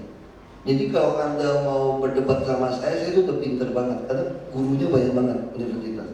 Yang soal yang ketiga tadi, itu konsep itu tanpa pagar sampai semua gedung per blok. Dan itu bahkan kios-kios seperti Singapura itu sudah ada desain. Gak usah keluar uang. Sosro Group, Rexo, dia mau bikinin semua buat kita. Cuma ditempelin Rexo aja. Tapi persoalan kita tuh sertifikat itu rata-rata pengusaha itu jangankan yang sudah ada. Langsung keamanan gimana macam-macam. Fasos saja yang kewajiban mereka tidak diserahkan. Yang diserahkan yang mana? Yang belum dibebasin. Ngutang properti anak kita luar biasa. Kewajiban membuat rusun ngutang semua. Kok bisa? Karena dulu demi pertumbuhan ekonomi, ini belum jalan, boleh jualan dulu tuh barang semua. Izin belum keluar udah jualan semua. Begitu dia jual, dia nggak mau ngasih. Sanksinya ada nggak? Nggak ada. Kenapa? Karena ada kong kali kong. Makanya pejabat kita bisa punya apartemen banyak di sini tuh nggak heran. Itu saya bilang kalau saya jadi presiden, itu tangkap-tangkapin PPATK, transaksi semua. Lalu pensiun aja kalau jadi pejabat deh. Kalau kamu pensiun, gua ampunin kurangin orang jahat di dalam, kira-kira gitu loh. Itu masalah situ. Yang soal mall bagaimana? Kami sudah akan mulai buka nanti rapat, jadi Badan Koordinasi Penggunaan Ruang Daerah ini, dulu kan TPUT, itu kami akan buka dan upload ke YouTube semua. Jadi sekarang Rapim di DKI pun membahas yang paling sensitif pun kita upload ke YouTube, supaya masyarakat bisa lihat, tidak ada lagi denda KLB. Soal paksa hijau gimana? Semua lengkap. Green building, udah ada perdanya. Anda harus punya sumber resapan, air harus dipakai, semua lengkap. Anda ngomong apa saja kami punya. Nah itu semua ada. Pertanyaannya itu tadi, kenapa nggak dilaksanakan? Karena itu tadi mungkin terima suap, mungkin takut konstituen, mungkin takut mati diancam. Jadi kami terus membeli non itu dulu. Misalnya contoh Jakpro kami. Rencana detail tata ruang itu nggak pernah disahkan. Jadi kalau orang Pluit itu tahu persis itu, Hotel Aston itu hijau, Pluit Junction itu taman itu semua. Tapi demi semua di peningkatan modalkan, diembrengkan ke PT Jakpro. Jakpro kerjasamakan dengan swasta semua. Yang kontraknya itu merugikan habis. Dia nggak masuk akal. Pokoknya kalau diputer-puter gimana tetap swasta yang untung. Berhenti, putus kontrak, harus bayar dia juga, kira-kira gitu. Jadi lucunya luar biasa peraturan-peraturan kita. Itu semua disikat. Nah sekarang kami mulai normalkan kembali. Menormalkan kembali jadi masalah juga. Ini peta dasarnya mana? Ada yang tawarin kepada saya, bisa dapat 10M tuh, asal coba aja tuh KLB ini. Nah maka kita lebih baik buka. KLB itu tergantung hitungan lalu lintas. Kalau di London ada yang Convert Tower itu, Tower Timun itu. Kenapa bisa dikatakan kepada kan ada sebuah gedung itu tinggi? Karena nggak ada lot parkir. Di sini boleh nggak gate tinggi kalau nggak ada lot parkir, kalau ada MRT? Boleh. Tapi orang Indonesia nggak laku jual apartemen, jual kantor yang nggak ada lot parkirnya. Bahkan masih lot parkir, kayak kita bicara di Bundaran HI. Kenapa macet? Dia pasti macet. Ada 3-4 mall di situ, dari mana hitungannya? Itu yang nggak bisa kalau mau bikin mall itu banyak, harus membuat underpass di bawahnya seperti itu. Tapi orang nggak peduli, itu bisa dibangun kalau sudah ada MRT. Karena itu junctionnya apa? Interseksinya ya. Belum jadi, dia bangun duluan. Orang Indonesia kan paling pintar, belum bangun udah dijual habis. Coba lihat pulau reklamasi, izinnya belum beres dan dia udah jual habis. Jualnya di mana? Nggak melanggar peraturan, dibuat penandatangan dulu, di bawah tangan kira-kira gitu kan. Dan bawah tangan bisa jual lagi nih, udah kayak investasi. Nah ini yang semua yang kami mau bereskan. Ini kalau dalam sistem penghijauan, kami mulai mau beli tanah banyak di kampung-kampung RW-RW. Kita lagi tawarkan itu untuk kita bikin penghijauan. Lalu orang yang menguasai lahan penghijauan bisa kami hijaukan. Sertifikat Anda pun kami beli. Kita pakai harga pasar deh. Kalau harga pasar lebih rendah karena tawar di hijau, pakai NGOP, kami bayar. Jadi ada punya tanah manapun, terus kan tanah-tanah yang tembung, yang konturnya rendah, itu dibeli orang, dibuat apartemen buat rumah, diurukkan. Akhirnya lari kemana? Ya ke kampung sebelah yang lebih rendah. Nah sekarang semua itu kami kunci. Kami mulai tahan. Yang udah terlanjur apa boleh buat, kami beli. Jadi kami jangan kasih ancaman, kami beli supaya itu tetap menjadi embung. Lalu kami juga tidak pakai kontraktor, kami beli alat-alat yang banyak, kami keruk sendiri aja. Mau bikin embung, mau bikin waduk, tidak kerjakan sendiri. Jadi ini yang kita lakukan untuk, jadi hijau yang kami maksud, lembah-lembah itu ketika kemarau jadi hijau, ketika hujan jadi biru. Nah itu yang kita lakukan. Dengan kebijakan yang lain, saya kira nanti yang berkepentingan properti akan lebih tertarik menonton YouTube. Kami memutuskan kenapa perusahaan ini dikasih izin, perusahaan ini tidak. Perusahaan yang sudah memasukkan sebulan atau 3 bulan belum dibahas, kok yang baru masukkan sudah dibahas. Orang akan penuh protes nanti. Nah sekarang Dinas Tata Ruang udah stres, gitu saya bilang semua saya mau upload ke YouTube. Nah karena Pak Gubernur belum cuti dan sibuk, tidak ada rapat pembahasan tata ruang ini.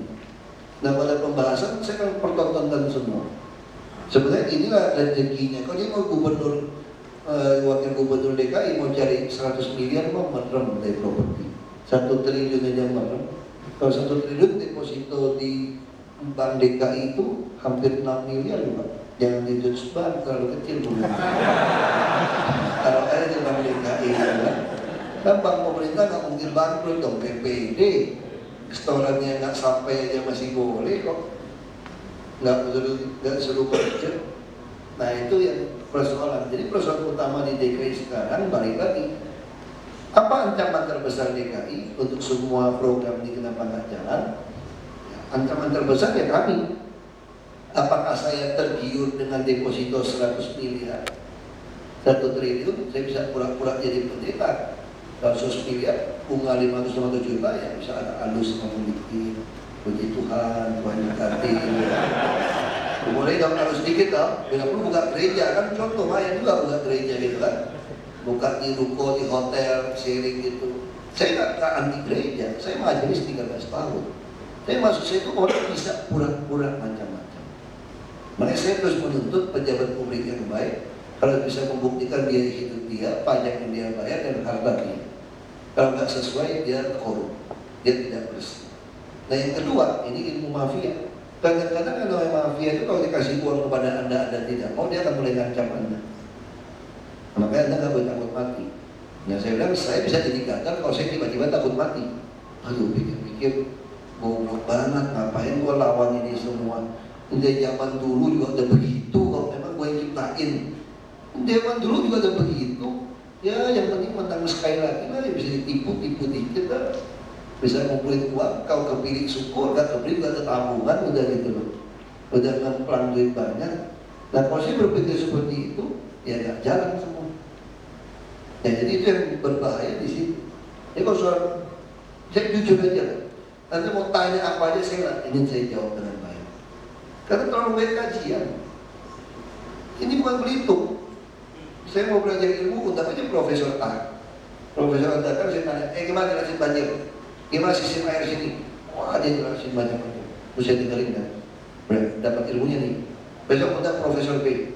Aku pakai ilmu yang A, aku anti lawan yang B, kira-kira gitu teman. Udah kayak pinter aja. Kalah.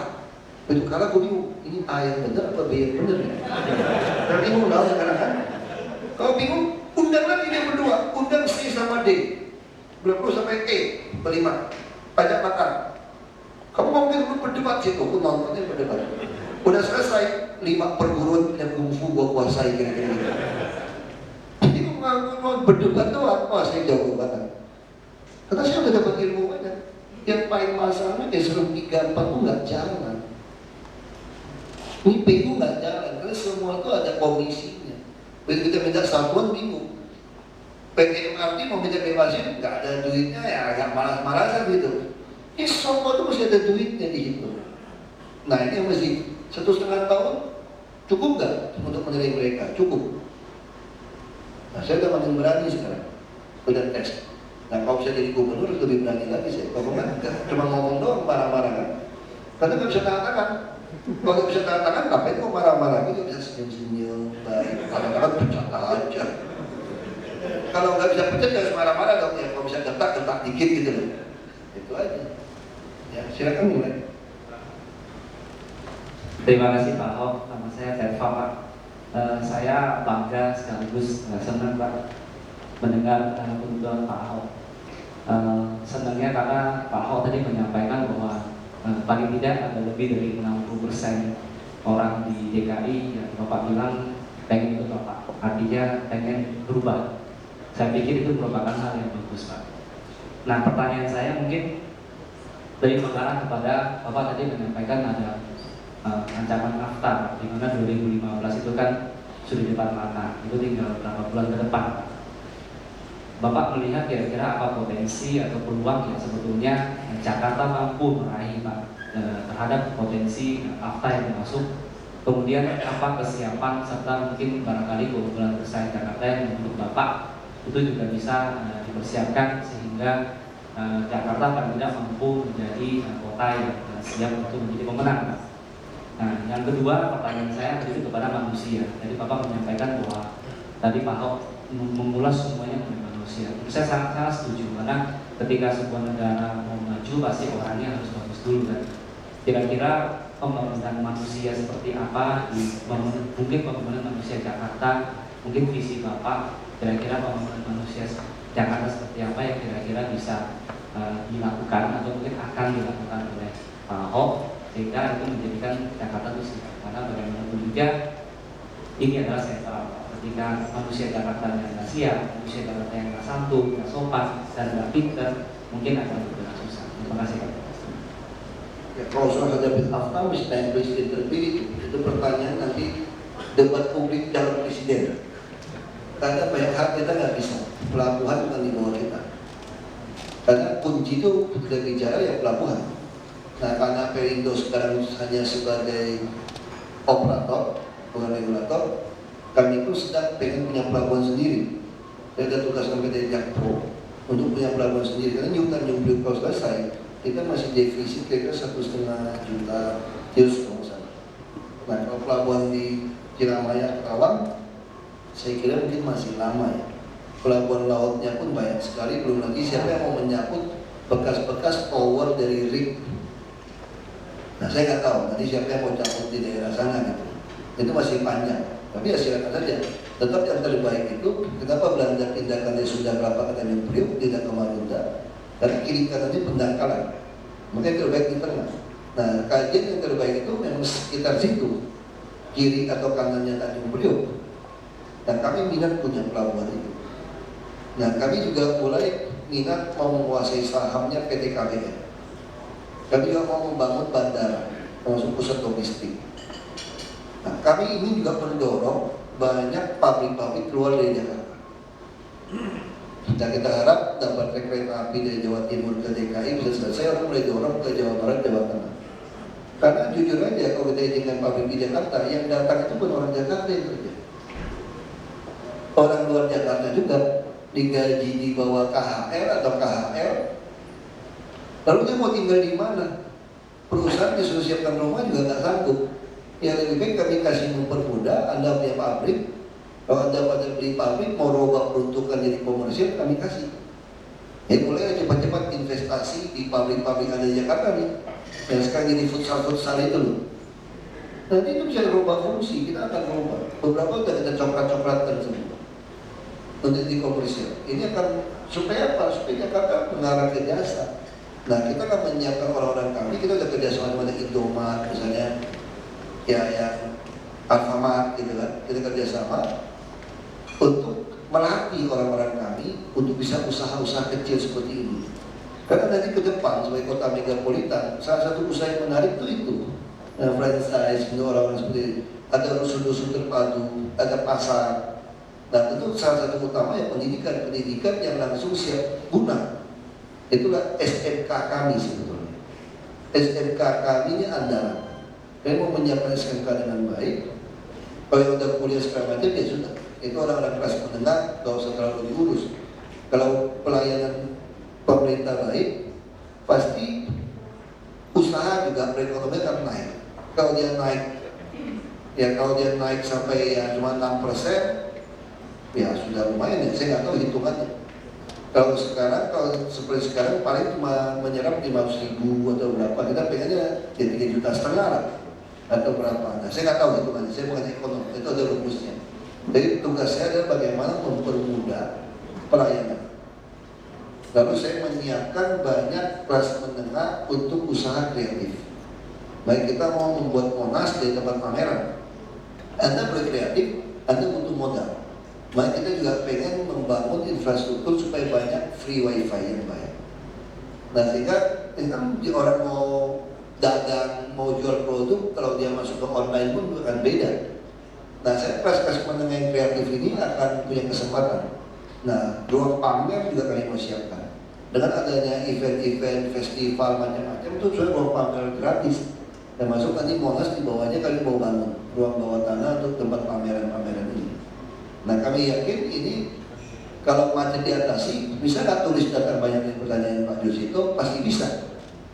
Tapi kalau Jakarta ada bus tiket gratis, jalan tidak macet, orang tentu akan senang.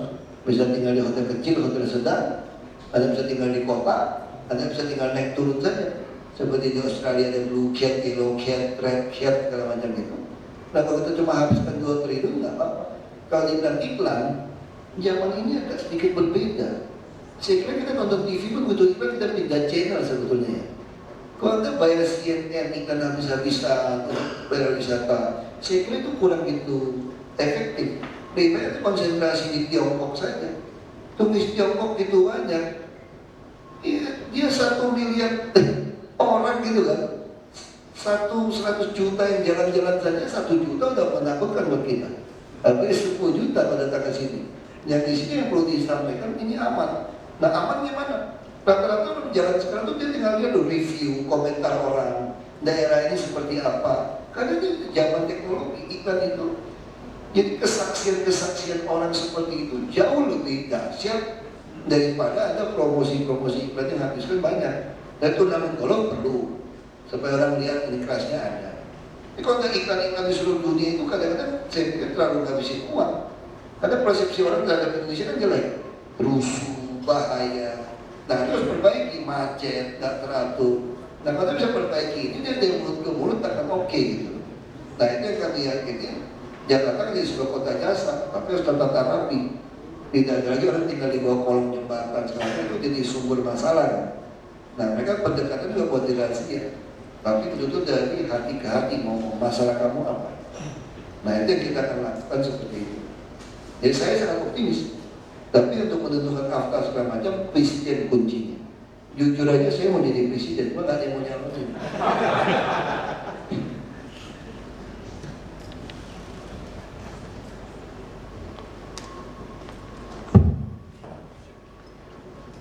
Terima kasih, nama saya Riki, saya di Spring Investment, Pak. Pertanyaan saya berkaitan dengan sumber daya manusia di birokrasinya DKI. Kalau kita orang awam itu reformasi di BUMN itu banyak, menurut saya dibantu oleh injeksi darah-darah baru dari sektor swasta BUMN. Terus pandangan Pak Ahok sendiri bagaimana dalam melibatkan profesional atau sumber daya manusia dari pihak swasta untuk membantu birokrasi di DKI. Terus ada kendala-kendalanya apa untuk melibatkan ya orang seperti kita misalnya. Terus kira-kira apa sih trik Pak Ahok untuk mengatasi kendala itu? Ya? Alasan saya bertanya gitu, kalau saya mau lamar jadi camat misalnya. Terus yang kedua, sedikit setengah bercanda nggak singgung Pak Ahok kan sering bilang, saya juga baca, saya Pak Ahok nggak takut mati, nggak takut mati. Terus saya pernah bilang Pak Ahok nggak takut mati, tapi beliau takut santet kayak gitu. Kira-kira itu ada komentar Pak, itu aja dari saya. Iya. Jadi pertama, nggak bisa jadi camat. Yang dibuka dari Undang-Undang ASN, aparatur sipil negara itu hanya eselon 2, kepala dinas. Nah, jadi saya kebetulan orang juga, saya termasuk salah satu tim perumus undang-undang ini di Komisi 2 DPR RI. Makanya seleksi promosi terbuka adalah substansi dari undang-undang ini. Nah, sayangnya undang-undang ini Pak SBY itu takut setengah mati kalau undang-undang ini. Didorong dari beberapa profesor, baru terakhir dia mau tanda tangan undang-undang ini. Setelah saya berhenti baru disahkan undang-undang. Tapi rumusnya sudah disiapkan, baru dibahas. Nah sekarang harus ada peraturan pemerintah. PP-nya itu dia masih berwenang untuk mau direkrut jadi eselon 2 harus izin presiden itu. Padahal kami sudah membuat sebuah gebrakan eselon 2 itu boleh ditarik dari swasta masuk. Kalau dia mau berhenti ya berhenti aja. Pak SBY pemerintah tidak berani. Dia takut terlalu revolusioner. Ya saya mengerti juga, karena nanti semua masukin teman-temannya lagi kan, menggarong bareng ini.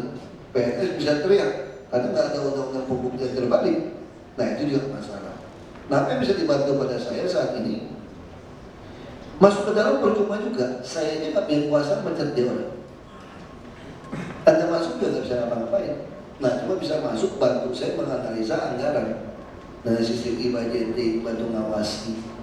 Profesional juga nggak punya waktu banyak. Saya udah banyak sekali mahasiswa atau yang udah lulus mau nunggu pasca sarjana bantu saya. Dia kan nongkrong di satu ruangan saya tadi, ngamatin situasi seperti apa rapat. Terus kalau mau ada pandangan apa kasih tahu saya. Hampir 1,5 tahun nggak ada saran apa-apa juga. Karena persoalannya bukan di situ. Nanti mau saran saya apa lagi? Kasih tahu masih gini. Gak usah, saya udah tahu. Mereka kadang-kadang orang anggap saya itu arogan. Kamu belum ngomong selesai, saya potong. Karena saya udah tahu kamu mau ngomong kemana, bawa waktu saya. Jadi masa saya potong. Kecuali Anda kasih tahu saya sesuatu yang baru, saya mau dengar deh. Kalau yang lama saya udah gak mau dengar. Saya udah dengar terlalu banyak. Sekarang saya pengen imam bisa pecat orang. Nah, tunggu undang-undang, tunggu presiden. Kayak itu masalah. Soal takut santet, saya di Belitung lebih parah waktu jadi bupati. Jadi waktu jadi bupati, diancam kan, dikirim telur, limpa, rambut, lempar tangan kuburan, ya kirim ular panjang, bisa masuk ke bok listrik, bisa lagi mandi ada bau mayat. Keluar di tangki kita nggak ada yang itu, keluar juga hilang gitu. Ya, udah gitu kita nggak takut, ngancam macam-macam. Ngancamnya lewat nenek saya. Waktu itu nenek saya umur berapa? 82 saya kira. Sekarang 89 tahun nenek saya. Ya kira-kira ya 81 lah itu. Dia kasih tahu cucu kamu ya, jangan sombong ya. 3 bulan, nggak sampai 3 bulan jadi bupati, pasti muntah darah, mati. Oh, nenek saya langsung nangis kasih tahu tanda saya itu sedang ke rumah. Terlalu galak lah kok gitu loh, kamu mau disantet gitu kan, mau dijampi-jampi mati. Dan siapa yang mau? Nenek dikasih tahu, terus ada ke nenek saya. Siapa yang mau nenek? Nggak ingat. Berarti sama nenek, mana ingat nenek saya? Udah tahu kurang ajar. Ya tunggu 100 hari, kan LSM pada nantang semua kan. 100 hari bertanggung jawaban, ya udah 100 hari ya, saya tantang. 100 hari saya tantang. Siapa yang mau santet saya? Kita ngadu ilmu aja masing-masing minum 1 gelas. Dan siapa yang mati? Ajudan saya itu TNI AU. Jangan Pak, nanti kalau ada dukun beneran Bapak repot. Saya bilang kenapa kamu takut? Kalau ada yang keluar tentang saya, kamu tangkap, berarti itu pengancam saya kan gampang. Nah gara-gara ngomong seperti itu, langsung bilang jangan main-main sama Ahok. Dia bongsu hebat. Nah, jangan main-main. Ini memang saya bukan ada ilmu ya. Dulu saya waktu calon gubernur terakhir sudah selesai DPR, kamu di Golkar dia cerita, gila ya kamu ya. Kita udah cari banyak orang santet kamu nggak masuk gitu. Kamu ini ada ilmu apa? Jangan kakek nenekmu ini biksu hebat apa bongsu hebat. Nanti saya pengalaman kerja pengusaha pun sama, orang mau kirim santet. Ini masih hidup orang di DPR. Dia dulu kerja sama saya sama Girondi. Kita suka kerja sampai malam. Nah 1 hari, ada seminggu 2 minggu dia nggak masuk. 1 hari terus dia masuk. Saya masuk ke ruangan kerja saya kaget tengah mati. Saya sebelah ruangannya. Ya saya direktur, dia untuk operasional. Dia tempelin di kamar saya tulisan gede-gede, Insinyur Basuki Cahayapurnama MM, direktur, dia tulis tempelin nama. Gede banget. Terus saya bilang, siapa yang tempel? Semua orang juga tahu di ruangan saya gitu loh. Saya paling ngapain dia tempelin nama saya? Itu si Andri yang tempel. Itu saya bilang, Andri, ngapain yang tempel? Jangan marah bos. Bos tahu kan, saya sampai 2 minggu, 10 hari nggak masuk kan. Dan kenapa? Saya cek, nggak ada sakitnya bos. Lalu saya ke dukun. Katanya dukun itu bilang, sebenarnya itu dikirim ilmu itu buat nyantet Pak bos gitu. Setannya salah kamar, masuk ke kamar saya. Makanya saya mau tempel nama di kamarnya bos, supaya setan itu tidak salah masuk. Terus saya bilang sama dia, Anda masih salah. Itu setan belum lulus sekolah, buta huruf. Dia pasti salah masuk, dia nggak bisa baca mana Basuki, mana Andri, saya bilang. Kamu tempelin di foto baru benar. Oh gitu ya, lu gila lah saya. Itu yang terjadi. Nah, saya waktu mau masuk ke bupati juga sama. Pak, perlu kita bacain surat Yasin apa macam-macam. Kenapa? Banyak setan Belandanya katanya. Copot kepala katanya. Itu rumah Belanda. Itu kan daerah pemukiman Belanda. Bawahnya kuburan Belanda lagi. Aduh, menyeramkan juga. Pas istri saya melahirkan ke Jakarta, anak dibawa semua. Bupati yang lamanya nggak berani tidur di kamar yang pojok, tidurnya di kamar yang dekat Satpol PP coba. Kenapa? Banyak hantunya. Mati deh, kok tidur sendiri lagi tinggi gitu bangunannya kan, papang lagi kan. Kok makin lampu ada setan Belanda cekik beneran gimana? Aduh, buka lampu aja tidurnya deh supaya waktu cekik kelihatan setannya yang mana kan. Kita takut juga kan? Ya udah, aku ada ilmu, aku doa dari Tuhan. Tuhan kan tahu aku pengecut kan, takut setan gitu kan. Ya saya Kristen kan, Udah dalam nama Yesus, kusir keluar semua, gua mau tidur. Ya udah aku tidur aja. Lewat, dan setannya mungkin mau ketok-ketok masuk, terus ada wakil bupati bilang sama saya, wah setannya tuh semua di pintu tuh ngantri mau masuk. Nah itu ada ilmunya. Dia begitu ketok mau masuk, dia lihat, sorry, ini orang Kristen ya. Ada darah Yesus, maaf salah kamar, pergi dia. Ya udah aman. Jadi sampai hari ini, ya saya gitu aja doanya udah. Jadi santet, nggak pernah masuk, biarin aja udah. Kasih telur, dimakan telur bagus-bagus, enak dimakan telur bagus. Ya tapi ya itu, tadi kita bukan mau nantang ilmu, tapi saya yakin selama kita benar nolong orang, kenapa takut? Nggak ada setannya. Dari tinggal anak saya dari bayi sampai kita berhenti bupati 8 bulan, nggak ada gangguan. Orang bilang anak kecil bisa lihat setan, anak saya semua di situ nggak ada gangguan. Malah pembantu pada bilang, kok heran ya bapak tinggal sini rasanya beda. Dulu kami merasa serem. Ya serem lah, lampu dulu bikin remang-remang. Beli daylight dong, ada warna lebih gede. Beli film kira-kira gitu aja, daylight. Iya kenapa kamu remang-remang? Ya saya juga takut. Dapurnya juga remang-remang. Yang dibobok kan temboknya supaya jadi jendela, supaya siang juga terang gitu loh. Supaya ada anginnya gitu kan. Itu ya mistik-mistiknya susah. Tapi rumah saya yang digantung itu memang banyak hantunya katanya. Wah, saya kadang-kadang juga mikir, katanya itu lewat jalur hantu lah, apa segala macam. Tapi bagus juga, gara-gara itu bapak saya beli sama Pak Haji murah. Katanya ada hantunya, kita tinggal. Ya pergi kok, dia juga maklum lah, orang hidupnya susah tinggal, hantu itu sana lagi musik-musik ke sungai. Pergi ya itu soal santet, saya kira itu aja. Niat kita benar ya, bisa takut. Pak, ini mohon maaf mengingat keterbatasan waktu, mungkin kita harus mengakhiri sesi tanya jawab. Ini khas orang politik sama bangkit. Tadi terasa nggak saya jawab satu pertanyaan itu panjang banget kan? Supaya itu bapak ibu nggak punya kesempatan tanya lebih banyak. Itu politik. Tapi Pak kalau boleh, ini saya ada satu pertanyaan terakhir Pak. Ini terakhir ini kan sebentar lagi kita akan memilih presiden. Jangan tanya sama saya, karena saya repot. Saya sudah tanda PW yang buat itu terus begini. Aku Rapopo sama Wai, siapa menang sama aja. Terus fotonya kiri Prabowo, kanan ada Jokowi. Aku nggak mau komentar soal itu. Bapak ibu tahu pilih yang mana? Saya nggak mau ikut campurnya. Mungkin bukan soal pilihan, tapi mungkin soal karena dari 250 juta orang di Indonesia mungkin Pak Ahok termasuk segelintir orang yang mengenal dua-duanya Pak. Jadi mungkin dalam mata Pak Ahok perbedaan aku antara terlalu kenal Pak Prabowo. Tapi jangan ketemu rame-rame saja. Saya belum pertama kali lihat muka beliau ya ketika dipanggil untuk nyalon damping Pak Jokowi. Tapi kesan keluarga saya sih beliau orang baik gitu aja.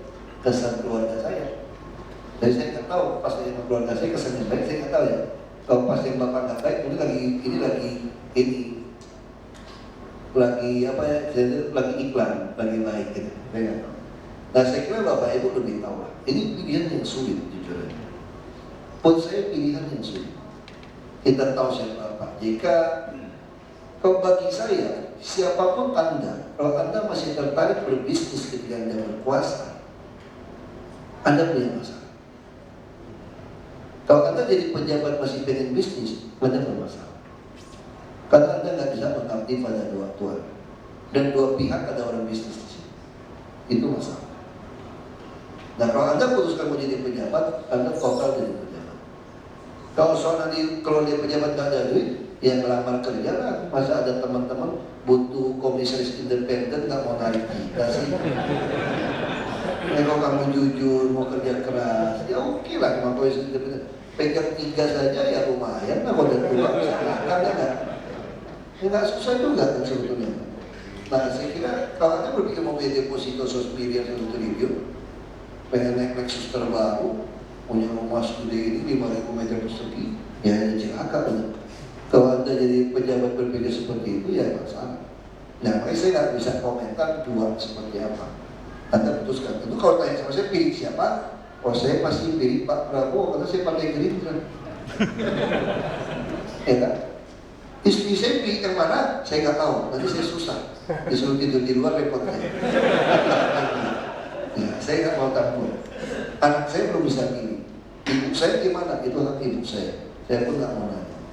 Kita dikasih pilihan yang sulit, hanya 2 pasang. Baik, kita hanya berdoa, mereka ngerti bahwa 2025 akan masuk bonus demografi. Begitu dia dilantik, tinggal 4 bulan sudah akan masuk ke AFTA. Jadi kita akan bayar kontrak-kontrak migas akan berakhir dalam 10 tahun mendatang. Kita harap mereka bisa renegosiasi yang benar atau mengambil alih kelola dengan BUMN yang benar. Nanti kalau mereka deal dagang-dagang berpikir untuk kantongin diri, parkir ke luar negeri, buka perusahaan-perusahaan yang parkir-parkir begitu, atau pura-pura cuci uang tetap ekspor barang, pada itu uang juga dari yang komisi-komisi seolah lebih barang, wah itu kita repot. Ya kita berdoa supaya bangsa kita ini bisa maju gitu. Dan saya selalu percaya bangsa ini ya Tuhan pelihara. Itu yang saya percaya. Makanya saya yakin apapun kondisinya, histori tetap punya dia. Histori tetap punya Tuhan. Semua tetap God's providential control. Itu yang saya percaya.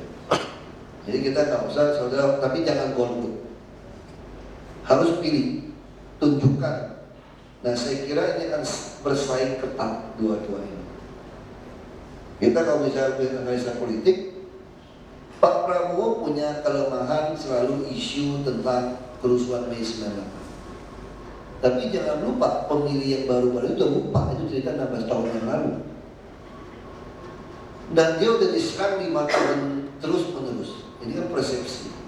Pak Jokowi ini adalah dewa, belum pernah diserang. Kalau orang bisa keluarin borok-borok dari ngarang-ngarang atau apapun terjadi, ini bisa membuat persepsi orang berbalik. Karena pasangannya juga seorang Yusuf Kala, yang orang juga nggak tahu track recordnya seperti apa. Nah makanya politik ini susah ditebak. Nah kalau tanya sama saya, kamu pengennya siapa? Oh pasti Jokowi menang dong, kamu jadi gubernur kayak gitu kan. Nah saya nggak pernah berpikir seperti itu. Saya malah berpikir saya pengen jadi presiden, gimana caranya?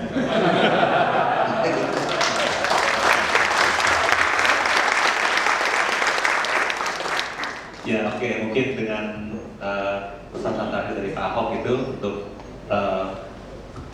menjadi presiden, kita akan mungkin juga ke depan akan dukung Pak dengan jangan sembarangan janji. Karena 2019 itu punya partai manapun calon presiden dan calon legislatif baru. Semua partai peserta itu bisa calon presiden. Jadi jangan sembarangan janji, bertakut. Ya oke, mungkin karena dengan batasan waktu Pak Ahok ada acara yang lain, ini merupakan suatu informasi sharing yang sangat berguna dan sangat helpful, terutama untuk kita semua yang dekat di hati sebagai warga negara Jakarta. Terima kasih sekali lagi Pak Ahok atas waktunya, ya. Dan mungkin dengan itu kita kasih closing.